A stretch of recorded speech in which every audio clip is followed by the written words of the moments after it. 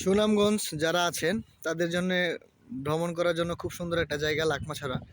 তো এখানে অনেক পাথর আর এটা ঝর্ণার পানি, এই দেখতে পাচ্ছেন এগুলা সব ঝর্ণার পানি, এগুলা সরাসরি ইন্ডিয়া থেকে আসতেছে। এই দুই পাহাড়, এটা আমরা এখানে ইন্ডিয়াতেই আছি। তো বিএসএফ একটু আগে না করছিল, বলছে চলে যান। তো একটু সময় নিয়েছি, বলছি যে কয়েক সেকেন্ড থাকবো। এটার জন্য আমাদেরকে বলছে যে হ্যাঁ ঠিক আছে তাহলে চলে যান, বেশিক্ষণ দেরি করেন না। তো আমরা এখন আসছি এখানে ঘুরতে। এখন এখান থেকে যাব আমরা নীলাদ্রি লেক, তারপর যাব শিমুল বাগান। তার আগে আছে আমাদের হলো বারেকের টিলা। খুব সুন্দর সুন্দর জায়গা আছে এখানে।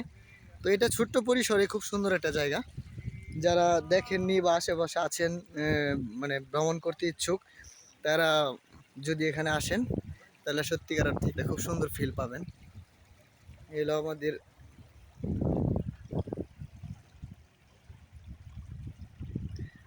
এই যে আমরা তিনজন একসাথে আসছি। আমার বন্ধু রুবেল এবং আমার বন্ধু হলো রাজু।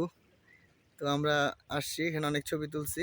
তো ভাবলাম যে একটু ভিডিও করি, তাও আপনাদের সাথে শেয়ার করি, যেন আপনারা ভালোভাবে দেখতে পারেন। ছবিতে সব কিছু আসে না, এই আর কি। এই দেখতে পাচ্ছেন এখানে একটা ব্রিজ আছে, এই যে ব্রিজ। আবার এখানে আছে আপনারও ক্যাম্প আছে, বিএসএফ এর ক্যাম্প। তো বাংলাদেশের বর্তমান পরিস্থিতিতে বিবেচনা করলে এখন ইন্ডিয়ার সাথে যে আমাদের সম্পর্ক চলতেছে, সেই ক্ষেত্রে আমরা একটু ডেঞ্জার জোনে আছি। সেই জন্যই হয়তো বা বিএসএফটা মানে ভালোই জন্য বলছিল যে আপনারা চলে যান। তারপর যখন সময় চাইলাম তখন একটু সময় দিল। দেখেন আরও অনেক মানুষ ঘুরতে আসছে, এই যে দিক দিয়ে। ওই যে ওখানেও ভাইরা ভিডিও করতেছে।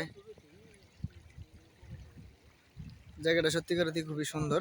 আশা করি সবাই আইসা ঘুরবেন, দেখবেন।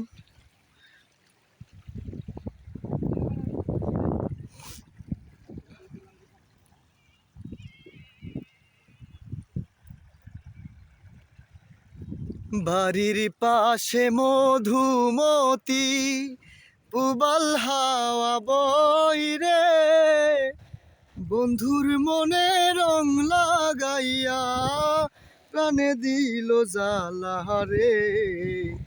বাড়ির পাশে মধুমতি,